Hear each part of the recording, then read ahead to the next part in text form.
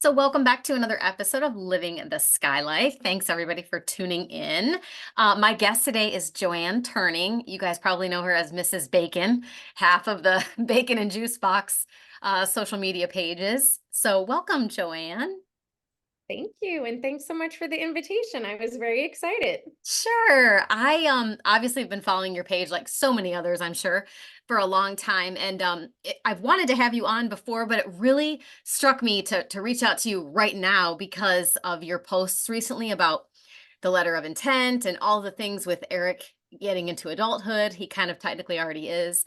So I want to touch on all of that. But the other thing that I see on your page so much that inspires me to never give up hope that Skylar will communicate pretty effectively with me is the communication between Eric and you guys and his pop and everybody through texting. So I think maybe you get this question a lot, but how did you guys know that he could use a cell phone and that he could text and all of that? Because his communication, I don't think has ever been just like strong as far as verbal sentences to you guys, right? Yeah, no, I think it's interesting because I always go back to when he was first diagnosed and, he had shown some growth in the area of language and then regressed and lost a lot of the words that he had when he was younger. And being in this world of like uncertainty and trying to figure out what the future would look like, I had in my head that, if he wasn't speaking in a certain way by a certain age, that he might never fully develop a way to communicate with us. And so we were always trying to go back to communication. Any issue or behavior that he shows, Hmm. we believe is a form of communication. So we would try to see how can we help him better communicate so that he wasn't frustrated and having a meltdown, or he could tell us in a different way if he was so emotionally overwhelmed during that situation that maybe later he can do it by text. And honestly, I'm not exactly certain when we said, hey, maybe he might be able to text us, in ways that he couldn't verbally tell us. Because I feel very fortunate that he has gained and continues to gain language, each year through development. And I'll just kind of go back for 1 second. When he was in a private school, it was before he was in, I want to say he was about first grade level, age wise. The private school we were in was run by a woman who had a special needs son who was older at that point in time. I think her son was like 19 or 20 when, Eric was probably 6 at the time. And I remember and always refer to this where she said something during one of our meetings with her where she said, we've come to see for her son, she goes, it seems that he has an immature brain and it takes a little bit longer for development. So it's not that he can't ever develop, but it's going to take him longer to get there. And I have clung to those words, Hmm. and they honestly have proven to be true. Where the way she described it at the time was really fascinating, where she said, if you have a 6-year-old and you're comparing them to a typical 6-year-old, there's going to be a lot of differences. If you have a 10-year-old and you compare it to the maturity level and development level of a 10-year-old, again, with my son and typical peers at age 10, probably a lot of differences. But as they grow and as they get older, that gap seemed to reduce, So it was like, it wasn't when you're like, what really is the maturity level or the immaturity level differences between a 25-year-old and a 40-year-old? Hmm. Probably not, you know what I mean? Like, there's probably Yep. not so much. So it's like when they hit a certain level, it actually helps you, I think, try and close that gap. So I've always had that in my mind, and it's given me the hope that I needed to say, okay, he's going to continue to progress and grow, but it may just be at a slower pace.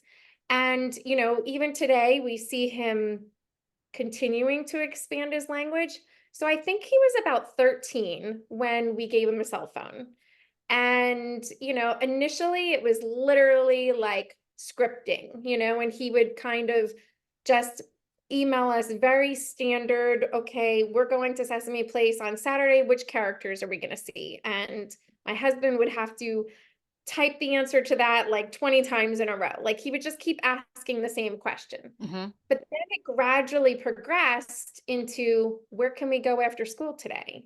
Or, something that he would not have verbalized to us, even though we're standing right next to him. Like it was hard for him to say, where can we go? Hmm. He would almost he would almost end up having a behavior for us to just start asking questions like, what's wrong? Oh, you want to go somewhere? Where do you want to go? Like going through all of that stress to get to, he just didn't know how to ask, can we go somewhere after school? And Hmm. somehow that communication has become easier for him through texting. And then, of course, it's very endearing, all of the texts that he has with Pop Pop and Uh-huh. going back.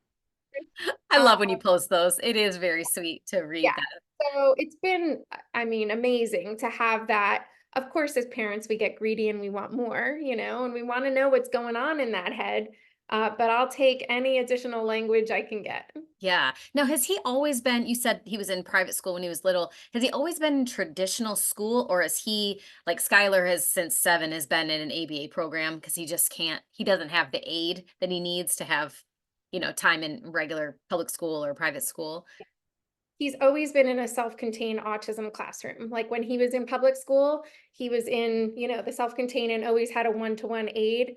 And we had really good experience in the public schools for Hmm. the most part.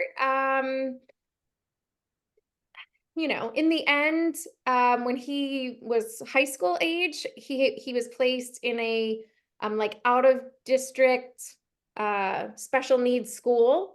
That was okay, but I think at that age, it was a difficult age. It was actually during the pandemic as well. So there was just a lot of things working against us at that point in time, which is where, when he was probably considered junior or senior year, we decided, and it coincided with my husband retiring. Yep. So he, decided to move to homeschooling, which ended up being amazing. Um, so I have to say, we've had private school, we had public school with autism, kind of self-contained class, and then now homeschool. So I feel like we've had a little bit of each of the experiences. Were they able to do like regular curriculum with him in those programs too? Because that's the question I get all the time. Skylar doesn't text, but with his spelling to communicate, people always ask me because he's never uttered a single word. They're like, how does he know how to spell the word, you know, um, independence or whatever? Any lesson that we spell or that we read about, he spells 100% accurately the words, and he's never been taught English, math, and any of the traditional coursework. And I'm like, he's just like us, he hears conversations. And so I was curious if Eric, a lot of his texts are very accurate as well. So I didn't know if he got that from schooling or if he's just like Skylar, or like all of our kids, he's just smart. He's Yeah, picking it no, up. I mean, I think a little bit. Obviously, there's definitely, they would give worksheets and things Mhm. like that. I remember actually studying for spelling tests with him when he was really little, like probably elementary school level. And I can remember using chalk on the trampoline, and him, like, I would give him a word and he would spell it out. And we were always fascinated that he was pretty good with spelling. But I do think it's just also like a memory thing for them. Mhm. Like I think if he sees it once, he almost remembers, because it's interesting when he has a hard time saying something, I spell it for him. And then it's Really? like he can visualize it more. And I was saying somebody's name yesterday, and it was a hard name for him to say. And I was like trying to break it down. And then I spelled it for him and he said it correctly. And it was just interesting because Huh. I think he just couldn't, we've noticed before, if we say certain things to him, there's a phrase we say, well, it's just a regular phrase, like when we're walking somewhere and he's not paying attention, I'm like, Eric, watch where you're going. And he always says, watch the lion. And we're like, where does that come from? But I honestly think somehow he hears it differently, and Mhm. either he's like associating it to a script or a movie he saw, or he really, when I say watch where you're going, he hears going as lion. Like I'm not exactly certain, but I do think him reading it or seeing it in writing somehow makes him understand it better. Mhm. Well, I watched your live, with Mr. Bacon the other night with Jerry, and, I thought it was so fascinating that he pointed out that you guys are also seeing Eric's use of pronouns now, that he always used to say, like, Elmo or Cookie Monster, like, "Eric does this," and now he's saying "I" or "we," or that's cool too, and it's kinda like what you said, he's catching up and understanding language at his own pace. Yeah, and we met recently, with his BCBA from his current day program. And I mean, the whole program is amazing. And she is amazing in the sense that she sees things and sees potential in him that I think that we as parents didn't see. I feel like we're a little jaded after so long Mhm, and hearing for so many years things he can't do or worrying about things that he can't do where they really are focused on like, gosh, he has really good capabilities and whatever. So she mentioned that, they've been working on sentence structure or just kind of proper tense. And she's like, so I'm so happy to know that it's like carrying over or generalizing, at home. And you see it where he'll correct himself. Like he's always been a man of few words, where he'll say the least number of words that he needs to communicate to get his point across. So if he'd say, um, pretzels, please, I know it's like, I want to have pretzels. mhm. But now I see him say, something like, um, you know, juice box or whatever. And then immediately stop himself and then say, Mom, can I have a juice box, please? Like he Aw. almost in his head can realize like, oh wait, I'm not supposed to just say the phrase. So it's a little extra work and another step for him, but it's coming faster. So it's like that processing piece is still delayed, but it's definitely coming faster. Whereas before, like when he was younger, he really, I don't think had the capacity to do that. Like his Yeah. brain just couldn't organize the words in the way that they needed to. And I just want to believe now it's like maturing to the point where he is with practice, being able to respond more appropriately in a more timely, way. Because that's the hardest thing when you're out in the public or in the community, you want to respect them and their communication abilities. You don't want to always have to be speaking for them when he has good communication skills, but you also understand there's not a clear understanding by everyone that you meet to be patient. So if he's not immediately responding, we as parents try to jump in Yep. and finish a sentence for him when he probably could do it. It just the other person is probably like, what's happening? Why is he not answering? Or, looking at you then like, well, can you like somebody can answer me? Mhm. So that's a challenge to try and find that balance. Well, it's cool that he's proactively correcting himself because I'm sure throughout the years, you guys and his sister and everyone he's around, if he says juice box, then you probably say back to him, "Oh, you would like a juice box?" And so he's heard that so long that now he has the capacity and the ability to do that. And that's so cool. It just shows you that they're retaining what we're saying. It just takes them It longer. is really cool. And I said I mentioned this on our live the other day, but when that server from the restaurant we were at came up to us and she was like, "Are you ready to order now?" And he says, "Yes, I'm ready." And then he looked right at her so politely and was like, "Do you have bacon here at this restaurant?" And like said the restaurant name. And it was just like we were so taken back. I would have And then cried. like with this cute little like, oh my God, that was so endearing expression, to the waitress and saying like that was the cutest thing that I've ever heard. So like Aw. things like that are just, surprising us, which is awesome, at almost Mhm. age 20 to see the growth continue to happen. I've heard that from so many people when Skylar was even in his teens, and I talked to numerous parents who had 20-year-olds, 30-year-olds, and they all kept saying, like, just wait. I mean, like, they're never not growing and maturing and learning things. I mean, we all are, but they said there's something about the 20s that you just see this maturity shift and some Yeah. of the behaviors and some of the things, they kind of just grow out of it.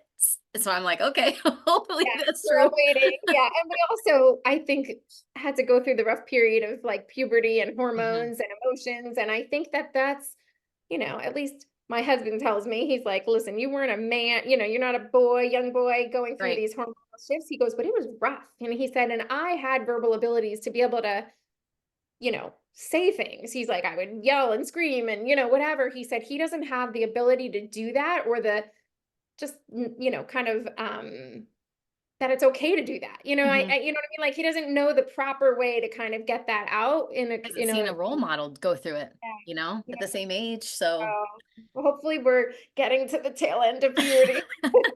I'm sure you are. I'm sure you are. Well, you bring up a good transition question, I guess, when you're talking about restaurants. Also, just through your blogs and all of your posts over the years, I know that Eric has maybe still has food sensitivities and just real specific things that he avoids. I drink by too, so or I don't know if that's how you say it, but I drink that same drink and I noticed the cap change, so I feel your pain on that. Um, but you guys go to a lot of restaurants now and things. How did that was that several years of a transition and he just up and said one day like he was okay with going out, or how'd you guys Yeah, do I that? mean, of course, the name of our Facebook page, Bacon and Juice Boxes, kind of sums it up and says Yep. that was literally for, several years, probably his two most reliable foods that he would eat. And, if I think back to it as a toddler, like he used to eat um chicken nuggets or he used to eat I can remember beef brisket, like certain memories I have like ravioli, stuff like that, like kids finger foods. And again, he just developed these sensitivities where it was more a texture thing. Like Hmm. always feel it goes back to texture more than actual taste, for most foods. Because even still, sometimes if bacon is not cooked in the right way, it could be chewy or, fatty in a certain area. That could make him gag. Like he could have just an immediate gag reflex. And, it's like he loves bacon and would have bacon morning, noon, and night. But even bacon with a texture, issue can cause him to vomit or, just not want to eat the rest of, what's on his plate. So we've had years of feeding therapy where the first, I want to say we went to two different places for feeding therapy. First, many years, the person who was running the feeding therapy, the therapist, literally, like he never even swallowed anything. It was like touching it, tolerating, put it to your lips, put it in your mouth, and then spit it out. Like we literally never ever had him swallow a new food in years of therapy, but it was considered a success because he was at least developing to not immediately throwing up when he came near these foods because he does have a very sensitive gag reflex. Then when we went to, we always refer to her as our magical feeding therapist, she had a different strategy where she was just like, we're going in for it. She had, a very specific way that she just kind of said, like, look, we're going to go through this. You're going to take 10 bites. And he did, and we would be in the therapy sessions with him and like jaws dropping, like, oh my God, he just swallowed chicken. Now, we were able to get eggs out of that, where he started eating eggs and still continues to eat fried eggs. So for that, we are eternally grateful that we kind of gained new food. He never ate chicken again. We tried. But I have to, in my heart, say, like, some people just don't like chicken, Yep. like, so they're never going to like chicken, no matter sensory issue or not. Um, I would love for him to eat a hamburger, like just something that is just commonly available, Hmm. because that is sometimes hard and limiting where when you go out to a restaurant, they're not always going to have the kids mac and cheese he likes. They have a fancy mac and cheese and that's not going to do. He wants the regular, Kraft macaroni and cheese type of offering. He likes Caesar salad. I don't even know where that came from. I think one day, because I like Caesar salad, he just started grabbing lettuce off my plate and we were like, oh my God, he's eating something green. And he somehow loved Caesar salad. But it's very particular about the dressing. So he only likes, you know, certain restaurants Caesar salad dressing. So if I go somewhere new, like we have the strategy where we'll ask the restaurant, can I just have a little cup of the Caesar dressing first to see if he's actually going to eat it? And, I'd say 9 times out of 10, he'll go no, and then he'll want to order something else. So it's a little bit of trial and error, but we did have a period where from a restaurant standpoint, it was sensory overload for him, and it was just Okay. too much for him to be there. And I don't know if it was sounds, even smells, just everything around him where we had to take many, many meals to go. And I just remember always packing them up and one of us running out to the car with him. And then I would have a nice cry, like, oh my God, we tried, but yet we kept trying, we kept trying. Yep.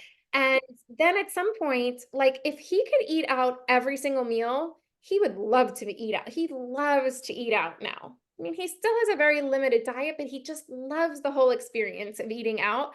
So it's just funny how it changed because for so long, probably like 8 to 10 years, it was exhausting to try and take him to a restaurant. So, maybe that's something we did right, where as parents, we just didn't give up and we Yep. kept going to try and get through that sensory bombardment, and he realized like, okay, this is kind of okay. And I like being out with my family and, you know, I don't know, but we're at least happy from a, just social kind of Hmm. standpoint that we can do that with our family and, friends. And, we went out actually a few weeks ago with like an extended group and we were out for a while and he was just so chill and like he'll sit there and watch his phone and his videos, but Hmm. for the most part, if we go out, like, as a family, the 3 or 4 of us, depending upon if Anna's home, he wants to eat. And the second he's done eating, he's like, Yeah. all right, ready to go. Let's pay the bill. Let's go home. How But he Skylar is. allowed us to linger and talk. So that's come a long way too. And for that, we're very, very, very thankful because it's, just part of life, and trying to keep Mhm. up with friends and family. And it gives us something to do with him as well. Yeah, it's good practice for him too to order until like you said earlier, he's getting more experience communicating what he wants and things. And I think too, just the community that you live in, seeing him out and about and interacting with him, they learn too. Like that's the one thing Josh and I have always, like you guys, we've continued to try with Skylar and take him places. Amount of people that observe us at restaurants and always feel compelled to come say something to us about how we interact so well with him or just how well behaved he is, and we're like, "Really?"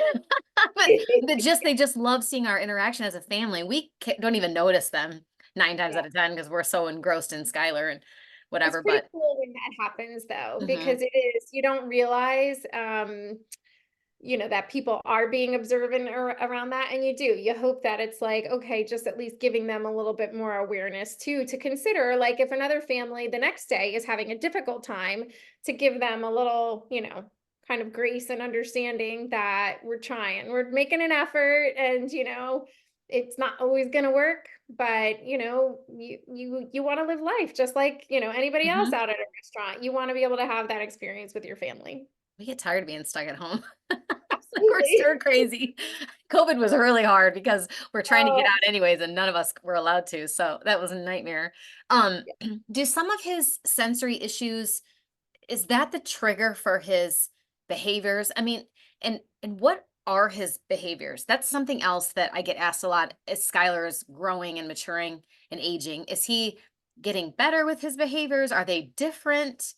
And I think they are different. I don't think he's has as many meltdowns as I would call him as he used to, but does Eric just on your live, I hate to keep referencing that, but I know that he yelled out and your husband went to go check on him. So is that kind of what you guys experience when he's just in a mood or has an issue? Yeah, I think for the most part, we've said like meltdowns these days are stemming from being told no for sure. And Mhm. it's usually either no to food or no, he wants to go somewhere. And we said, like, no, we're just staying home today.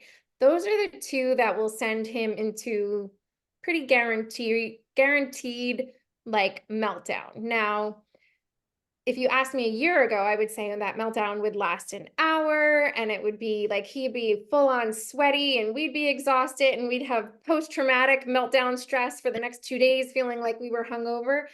That has begun to change because the duration of his meltdowns has shortened.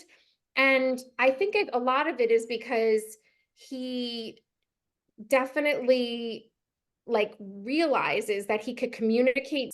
So with the duration of the meltdowns, I feel like it has shortened because he realizes he can use the language better to communicate what he wants. So now during the meltdown, he'll say, "You feel grumpy," or sometimes, like because he mixes up his pronouns still, especially in those moments. And he'll just say, "You feel grumpy," or "You're angry," or, "I'm mad. I want to go." So, like, somehow by us being able to acknowledge that and saying, like, "Yes, I understand you're upset. We're not going out." Like, it just makes him feel better, I guess, that he knows we understand that he's upset. And then it lessens, the amount of time that he'll be melting down. Also, he, would go into like a door slamming thing. Like, that's his Oh, other behavior. really? So he'll go onto his bedroom door and he'll slam the door like repeatedly where the whole house shakes. And so Jerry will sometimes take the door off the hinges to just like remove that. And it's interesting. You think he'd go to a different door and start slamming that one? He doesn't. He Yep. only in his bedroom door, which I'm grateful, but it's like fascinating that his mind doesn't think, well, I'm gonna go slam the door that's like 10 feet away from this door.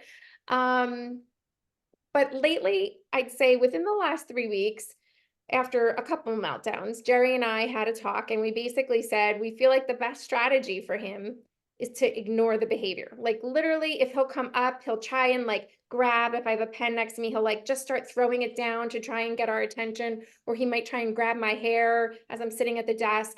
And I'm like, I'll just grab it without even saying anything and trying to get it out. Or if he won't let go, I just say, like, "Let go, please, let go, please." But sometimes it's better literally not to say a word. And by actually ignoring him, it makes it fizzle because he's not getting a reaction. He's I know. not It's getting, so hard you though.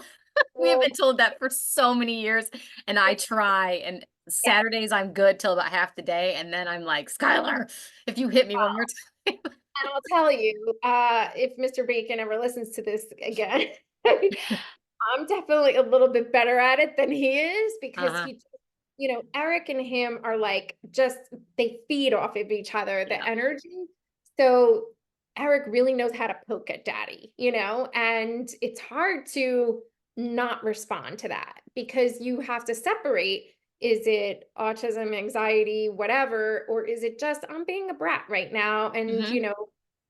how would we respond to Anna if she was doing that? We don't want to treat them differently if it doesn't really warrant it, but we know in our hearts in that moment he is not, you cannot reason with him. So it's better to just ignore it. And I even try to just get out of sight. Like, I've been known to hide in the garage or I hide in the laundry room and I hear him when he comes downstairs and I'm like just sitting on the other side of the room, like quiet, whatever. And then he'll go pounding back upstairs. And then it's like when he doesn't see us and he doesn't have that continual fuel to feed his meltdown, it just fizzles out. So thankfully, the meltdowns have been like 10, 15 minutes, whereas they've been like hours, an hour and a half or something in the past. I mean, it is brilliant if you can, work yourself into that stage and that works for you because he has to learn how to cope on his own because you guys aren't always going to be there and he might have a meltdown somewhere where you're not at a day program or something. He's going to figure out how to calm himself down. And it's funny what you say about the door because it was actually our spelling therapist who's an OT and she was telling us same thing kind of like redirect, and it's all about regulating your own emotions around them because they feed off of that. But she had a client who kind of would just pee everywhere, but he would just always pee in the same spot, like in a doorway frame or whatever. And so the mom put a towel or a blanket down and he wouldn't do it. It's because we're breaking the loop. It has to be that door and it has to be that spot. Skylar's the same way with certain things in our house.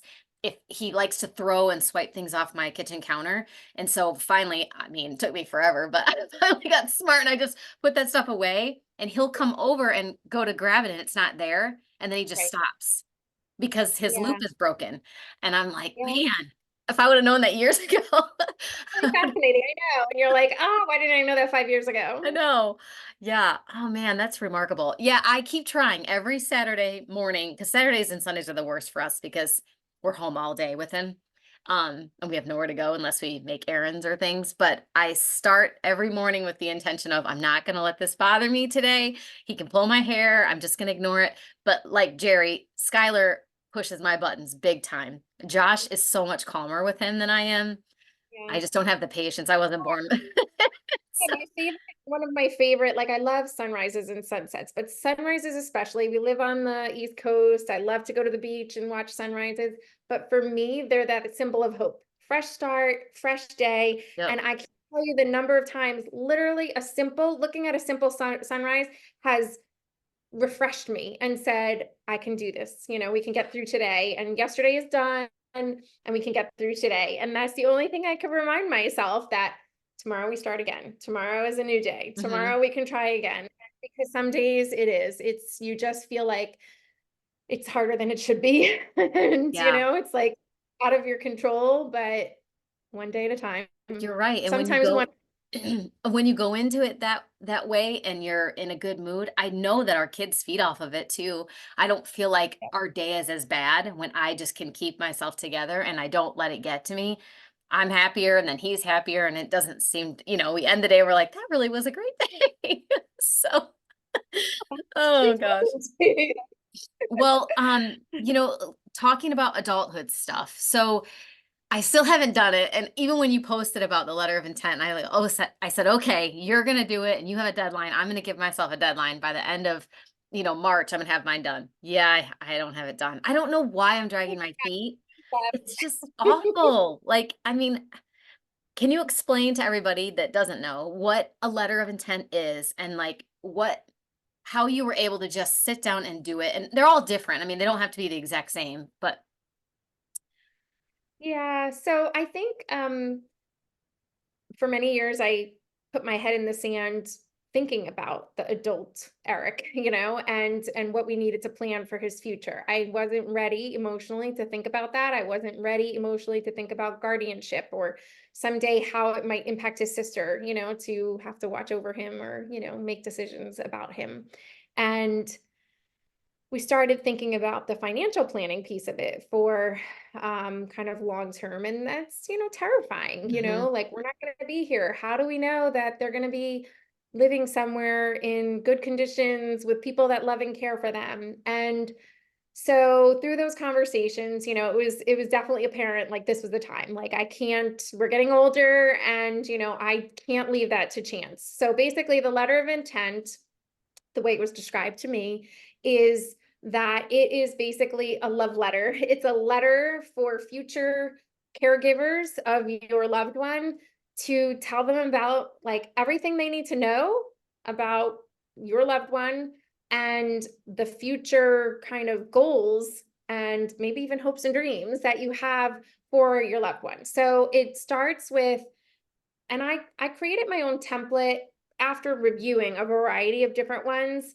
So again, it's very personal. It's going to be what makes sense for each family. There's a lot of great templates out there, but you start basically with just information about, name and, address, shoe size, like all that like concrete stuff. If somebody has to buy clothes, what kind of clothes? Are there sensory, considerations with the type of clothes that they'll wear? And then you get through also like who are their doctors and what's the history of, maybe treatments that they've had. Have they had any procedures and just all of that history? Then there was like an education section. What was the history of the educational experience? So I wrote a little bit about each of the schools that he attended and, some of the key people who came into our life and who are still in our life, that we met through the school system. And, even listed how in a pinch, like those people could be resources. Like here's how you can contact them and they may have some good insight on your loved one, that they may be able to help in certain situations. So it was like breaking it down into all of these types of sections. Also, then kind of getting to like I'll say the administrative piece, like what kind of financial accounts do you have? And, where do you believe,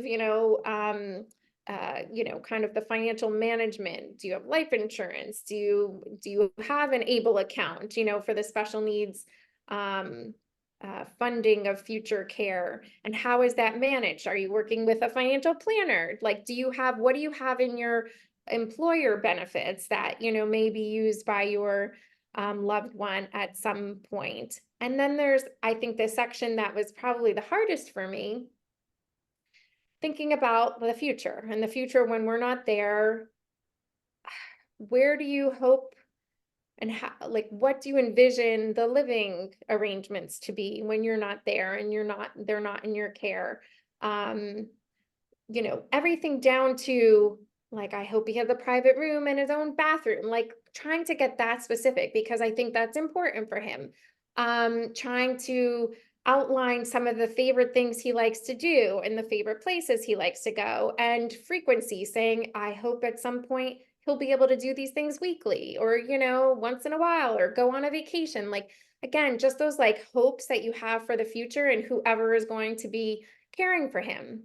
And then the ultimate hardest was kind of thinking about him dying someday, and what you want Oh, for his burial. I didn't even And think that would be in there. Oh like, gosh. Oh that no. pretty much wrecked me, Oh, going through that, because you don't want to think about your own, because that sends tears of, of a whole, yeah. massive proportion. But thinking about that and saying, oh my goodness, like, who's going to be at his funeral someday? Like, like, that was really hard and emotional, but it was really important. And then also just prompts you to think, like, okay, at some point it will be important to like prepare for that, and maybe prepay it, and maybe say, do you want cremation or traditional burial or whatever? And I can't believe I'm saying all of this without crying, because I was like emotional, complete puddle, when I was thinking about it. And I think my last piece, I wrote, like, just like a love letter to him. Hmm. I might cry. But that, like, literally just that, I hope he always knows and feels our love. Hmm. Uh, you Yeah. know, that the person who's caring for him can continue that message for him. Yeah. For sure. No, I mean, I can't. Were you able to do this in one sitting, or did you have to? Actually, I did it. imagine I'd have to come and go. Like I don't know if I could unpack all of that in one day. I actually did it all in one session, Oh. although I do have to go back, because I saw another template recently that was shared with me, and I was like, "Oh, there's a couple good sections in there that I didn't include in mine." Hmm. So, I definitely want to go back Yeah. and add a few sections, but I feel like right now I'm probably like 94% complete, Hmm. there's probably a little bit more, and I took like 6 hours, and I just sat at my desk and started typing. And I also believe that, it's a living document. And at Hmm. certain points in time, things are going to change. Maybe, obviously, clothing size may change, or, simple things like that. But then maybe his interests change, or he finds somewhere new that he likes to go. So I'll have to make sure, maybe once a year, to go in and Right. update it. And, make sure it's as current as possible based on where he is right now, in life. And, but yeah, it was emotional process. And the special needs planner, financial planner that we were working with, it was actually a joke with us, because we hosted a webinar, on our Yes. Beacon page, Hmm. where he was, sharing, and he was like, it's easy, just, kind of bang it out, and it's all in your head, and this and that. And I was like typing in the chat, like, it's not that easy. I was Yeah. like, it's so emotionally grueling, And so he's like, because of you, I changed how I say that in future webinars, Yeah. because it is, if you're not living that emotional side of it, it's rough, and it's definitely raw to go through. I just think at some point you just gotta type, and you just start Yeah. typing, and you put it out there. I actually even talked to my husband and said, like, at some point, maybe, there's I think benefits, obviously, because we also have the bacon and juice boxes page, where there's so much information on that page about Eric that it's almost like a little video diary or a video love Right. letter. You know what I mean? Like of a chronicle of maybe a like a journal.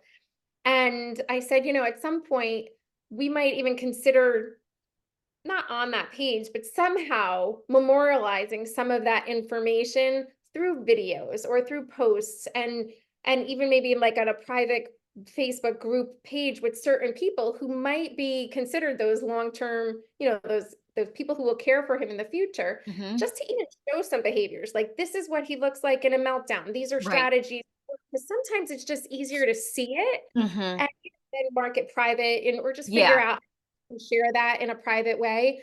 But I think there's a whole, whole list of ways that you can create that full package, that full letter of intent that is like everything and anything you want to tell somebody about how to care for your loved one when you're not around to do it.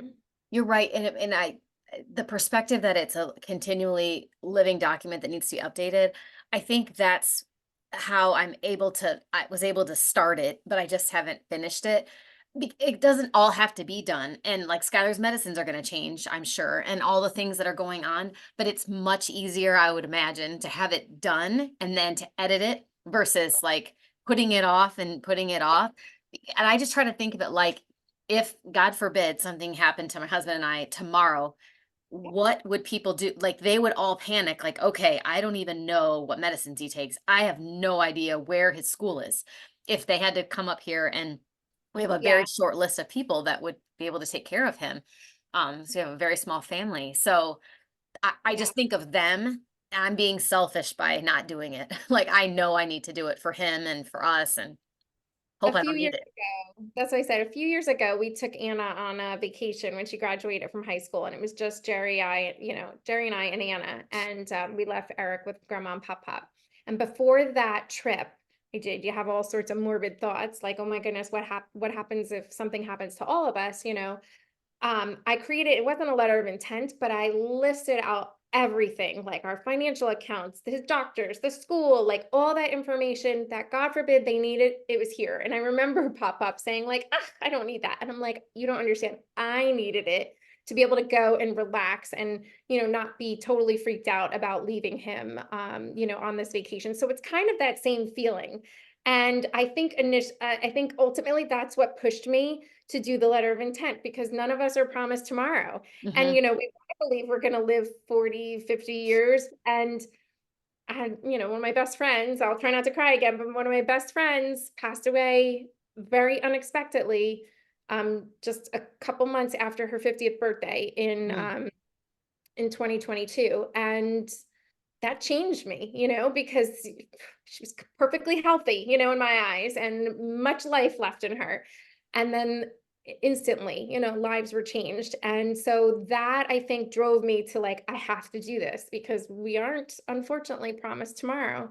Mhm. And like you said, you don't want to then have in a very stressful situation where there's going to be emotions and everything else because oh my goodness they're going to be mourning the loss of you and your husband or both or whatever all these people are going to be mourning and then having to try and figure out care that's terrifying on so many accounts so at least it'll make it hopefully a little bit easier if some of this documentation is already in order and prepared and Yeah. just take some of that administrative piece or guesswork out of it for the people who will be, caring for him.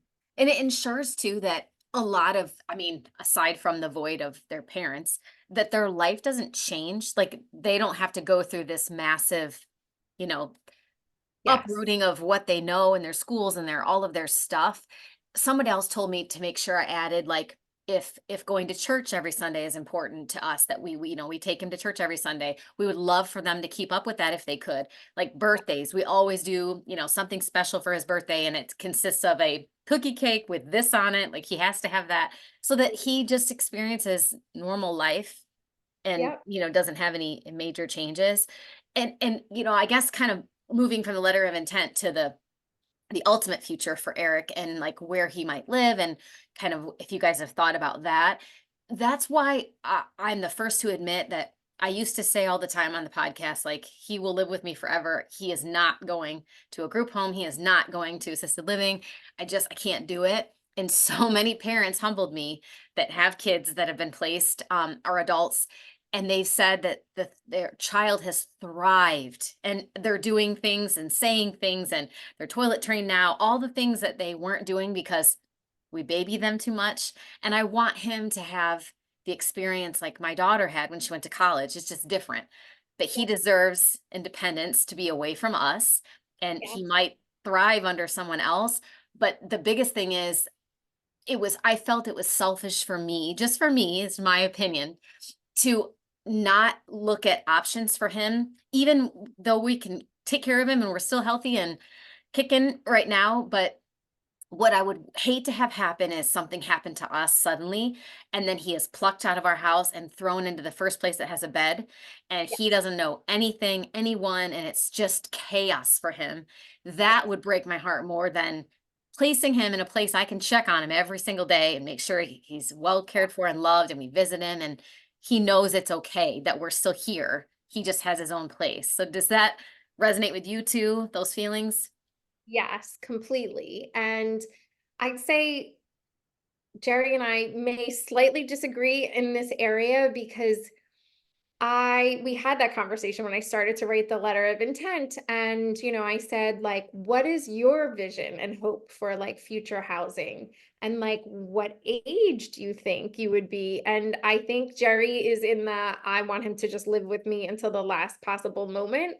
And I feel kind of what you just described. Again, probably because I read so much and heard from other parents who have already traveled this path to say, like, I think we need to do it when it's in a happy moment, and like you said, it's like kind of the next adult progression for him. Like, you're going to a day program and now you're working and like, oh, now maybe you're going to live on your own, and I'm not ready to do it next year. I'm not ready to do it 5 years Mhm. from now, but 10 years from now, maybe. And we'll hopefully still be young enough where we would be able to care for him if he was home. But I think that to your point, it's giving him some familiarity of like when later in life he has to have this other massive change of not having a parent around, at least he has the consistency with wherever he would be living at that point in time. So it's overwhelming to think It is. about. I don't know that Jerry and I came to resolution of like where and when and what time. He just basically said like, I'm not ready to make that decision now. And I think part two to that is we're still unsure of what his future capabilities Yeah. are going to be. And we're still encouraged that he's growing and developing. And just this week, I read about a young man who lives in the area who got, accepted to a college program. It was like a special needs college program. And it just, always in my head, I was like, oh, there's no way Eric's not going to college. Like he's not. And then that stopped me again. Like, am I self-limiting? Is it me limiting him on what he might do? Would he choose to go? I don't know, because I don't know that we've ever exposed him to that as an option. But when I looked at like the requirements, I was very surprised that like he checked all the boxes. Like he Cool. was reading at more than third grade level. He can use technology like laptop and whatever. He does self-administer his own medicine. He does, self-care and whatever. Like, so there were boxes that he was checking where I was like, I would have ruled that out, but potentially it was like a living learning community where he would live in, potentially an apartment with four other or him and three other students. And then there would be a live-in assistant, that kind of supervises. I'm like, that would be like, if I think about his life now and he's in a day program with wonderful, caring, supportive, That's great. staff members, wouldn't it be great if that also expanded to like a living community as well, where they support him in that certain way and still like encourage him to, do self-care and, live on his own and have to go food shopping and have to do, because I know he's very capable of doing it. He's just not doing it because mom goes food shopping. Mom takes him here, I'm not even convinced that someday he might not be able to drive, like, so it's really hard to know down the road, Mhm. um, if he will have those capabilities. And will he be able to live on his own versus need, full like 24-hour kind of supervision and care. And until we maybe see a little bit more of that growth and development, I don't know where he'll land. And that's the biggest challenge probably for special needs parents because you don't have that crystal ball and we can't imagine 20 years out Mhm. exactly where they'll be. So how do you plan for that? You want to plan for if this, they will Yep. go here. If they're at this level, it's like you need the decision tree or a flow chart that gives whoever is going to be caring or like an executor or whoever, that's going to be guiding his care someday, like that they have options, that we're not locking them into something because it might not be the right option at that point in Yep. time based on where they are. You're right, and I think if you have the capabilities of continuing to introduce him to new things, in a text conversation or whatever, asking him like, "Do you want a job? Like, would you want to work somewhere?" He could probably job shadow and do something that Yeah. he likes, or I don't know. Yeah. I think you guys are right. You've got 10 plus years at least to just see what he blossoms into, and then maybe living outside of the home will be what he prefers to have some roommates and like some friends and he may ask you guys like can I move out I like know. Anna did. One thing, like, as a mom, and I'm such a social person, and it's so different than Jerry. Like, Jerry is that true introvert where social experiences are draining for him. He's very good at them. He's, funny and engaging, but Hmm. they take a lot out of him. Whereas me, they fuel me, like I love those social engagements. And so it's hard to know, where is he? Like, does he, because he's never had a friend, he's never Yep. really had a true friend. He's never gone to friends' birthday parties. He's never, like, yes, there's been like my friends' kids that he's gone to, or maybe, like a coordinated, the whole class was invited bowling party, or, something like that when he was much younger. But now at his day program, like, there's definitely other clients there that he sees all the time and is interacting with all the time, and sometimes we'll get pictures or videos and you could just see, like, not of the other clients but like of him engaging with them and the smile. So it's like he is getting, you can see that interest, in some social activities and socialization. And even just when we have family gatherings, he's always like, thank you family for all coming together, like he Aw. being all together. Even though sometimes he still has to run away and hide in like his own bedroom for a certain time to escape. He loves the thought of us all being together. Oh, So that's it's sweet. hard to predict again, like what is going to be that right um living situation for him someday. Will Yeah. he want to be with a big group? Will he want to be just with one other person? Will he want, like I don't know. It's so hard. So Well, and I hard. don't know that it's a topic we have to solve. Like, I think just the more that we talk about it openly, because Josh and I are the same way. I have these, grandiose thoughts about moving him out and doing these things, but then I'm like, I just don't want him to think that we got rid of him and like that, like I can't imagine waking up every morning and not going into his bedroom and he's always smiling. That's the very first thing I see in the morning is his big smile and he's just so proud and happy to see us. Like it's a genuine love to see our faces and we like sing and we're loud and I'm just so used to that and I don't know what my life would be like without it. And I have friends who recently, actually built a home and that for their son, and they have caregivers in there, and they stayed till he fell asleep the first night, and he kept saying, "Go home, go home, go home." And she's like, I mean, I felt awful, but only being there like a week, he is Yeah. loving it. He's talking more. He's doing all these things, and I mean, he's 19, but he's more severe, like Skylar. And so you just don't know. You just hope you're doing the best for them, and, Yeah. and I just can explore the options, and then just kind of wait and see. We're not in a hurry to do anything. We've never been in a hurry his whole life, so it's like let him tell us, kind of what he's ready for, and he will. He'll let us know. Yeah, that's what we just have to hope, like you said, with the information that you have at your fingertips right now, that we're making the best decisions, in their best interests. That's the only thing we can do. Last question for you, and I appreciate your time, is what have you learned about yourself again, I get asked a lot about raising Skylar with all of the needs he has, and then raising my daughter Kendall. And I know Anna and Eric are split flopped. Skylar's my oldest, but I've always found like I have to be two different moms, two different people. They both need me so differently. Kendall's very independent, does her thing, and I never had to help her study any of that stuff. So how would you say that you've, navigated that, or what you've learned about yourself as a mom and as just a person in general from your two kids? Yeah, it's definitely interesting. It's given me very different perspectives, and I always say I have like one foot in each world, to try and go through those traditional experiences with Anna that every parent probably expects or, you know, um, feels are going to happen, and then the unexpected and different journey that we had with Eric. It definitely evolved emotionally as a parent. Um, as I'm sure anybody who goes through this type of um, diagnosis of,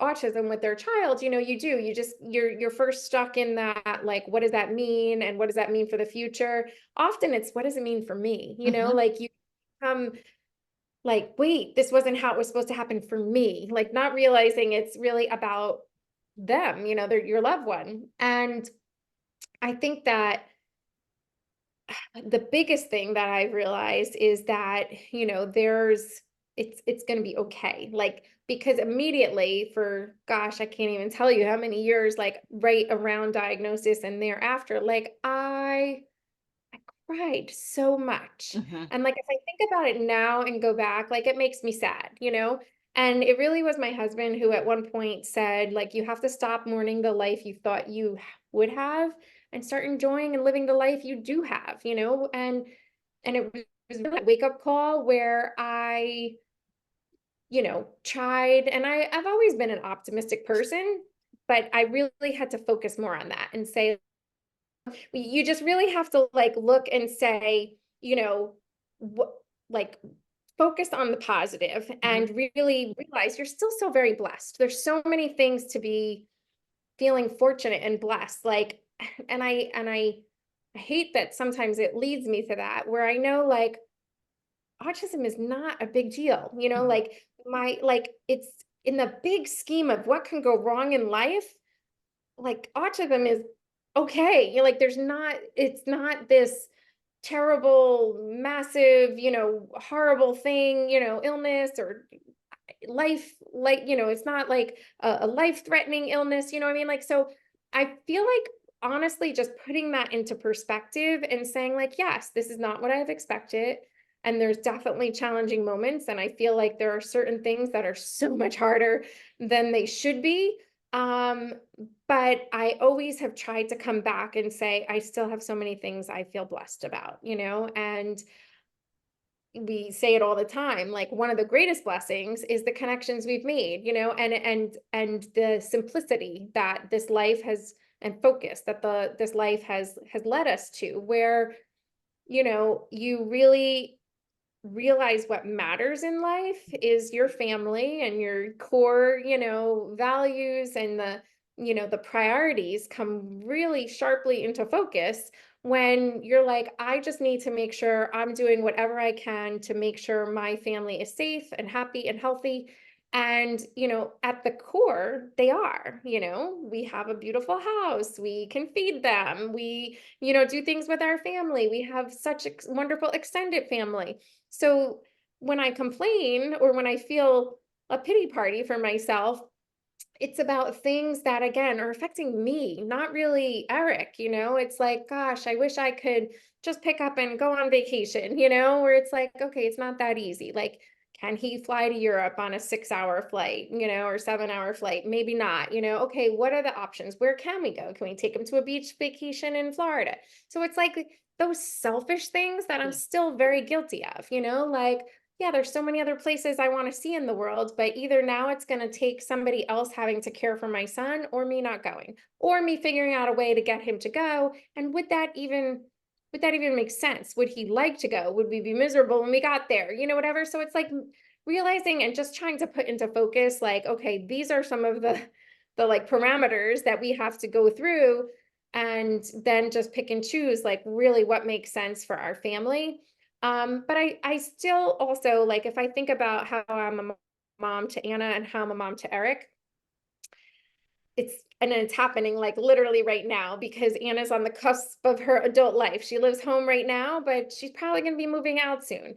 And like that kills me. I'm like, I want her to be home forever, like I'll be crushed when she moves out. But yet on the flip side, I would give anything to know if tomorrow Eric was capable to move out and live somewhere on his own. I would be celebrating and doing Uh-huh. cartwheels. And so it's like that very stark, um, just two roads diverged in yellow woods, whatever. It's Mhm. like literally like, how could you feel that exact opposite about both of your kids, And it's been a challenge to try and like reframe those in different ways. And then also just worrying, like I don't want Anna to ever feel like by having a special needs brother, somehow her life is more challenging. Yes, there's been challenging moments, but there's also been many blessings. We've met so many wonderful people. We've had so many wonderful opportunities. We've really, I think, grown as a family closer because of it. And so I look at all of those things and say, those are the blessings I try to focus on. Realizing that still there's a lot of hard days, and there's days where he's punching a hole in the wall because he doesn't have the communication to tell us why something is upsetting to him. And so you have that emotional roller coaster that you go through, celebrating the happy and sad moments with both of your kids, and there's some problems, Anna will come to me and I'm like, oh my God, this is such a hard problem. But then I'm like, I'm never going to have that conversation with Eric. Like, he's probably never going to get married, So if I think about like relationships that way, like I would love to have a conversation with him about that, but I don't think that that's in the cards for him. But again, I don't want to self-limit, but you know what I Yeah. mean? It's like that roller coaster of emotion to go through and just try and um as a mom, realize that they're very different people. Mhm. We grew up in the same house. They have different kind of, you know, points in their life that have made them who they are.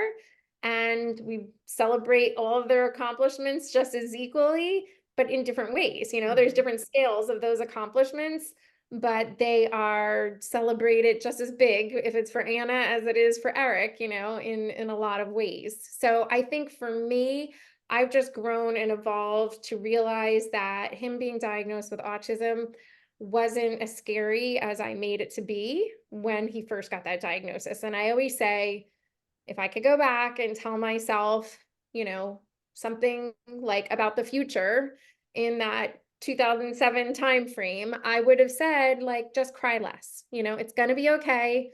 Cry less, enjoy those moments, and there will be a lot of progress, and you have to be patient and you have to be open-minded, but it will be okay. And I wish I could have known or trusted, even the people who maybe told me that at that point in time. But it's hard in that moment to have, realized that maybe it wasn't going to be as hard as you thought it would be. Mhm. My favorite word that my husband and I use all the time, we don't say anything other than perspective to each other. Like if we're having a day, we Mm, just are like, it's all in perspective. Like this day is hard, but it's not hard every day. And I think kind of, to what you said, the beauty that I find in getting to raise my daughter Kendall and Skylar is the traditional quote unquote things I get to do with Kendall, but there's a life that Skylar has shown me that I wouldn't have had otherwise. He finds the beauty in the littlest things. And like I said, every morning he's smiling. He is just yeah, happy to be alive and that we're his parents and that he, gets to watch Elmo when he wakes up. It's the little things that he just loves. And I don't know that I would have calmed myself down and lived life like I live it now if I yeah, hadn't had him to guide me and to teach me those things. So I just feel so blessed. And I know people get annoyed when people are like, oh, autism is a blessing. No, it's not. It's yeah, I don't want his life to be harder for him than it should be and harder yeah, for us.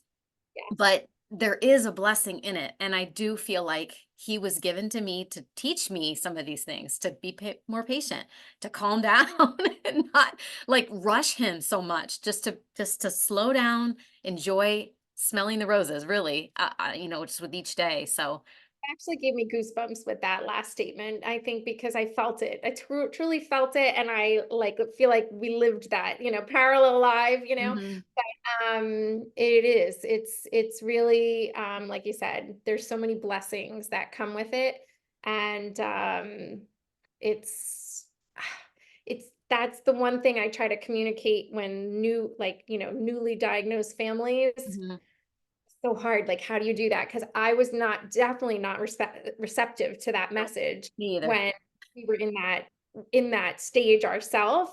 So, but you just wanna try and, reassure, and I always just say, "We're not the first to go down this path, and sadly, I don't think we'll be the last to go down this path." So, I'm fortunate for all the people who have kind of paved the way in many, situations, and spread more awareness and made the world a little bit more welcoming and understanding for our kids, as we all continue to do by having these conversations. That maybe his life will be just a little easier, because we don't want it always to be hard for him. We don't want everything to be a struggle.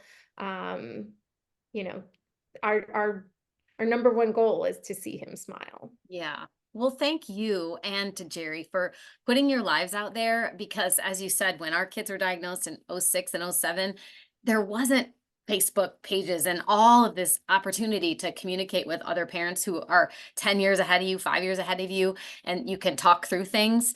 If I would have had someone tell me these things, I probably wouldn't have been as receptive right away, but it would have given me a perspective to think about. I just only knew what the doctor said, and like, he's not going to do this if he's not doing this by this age.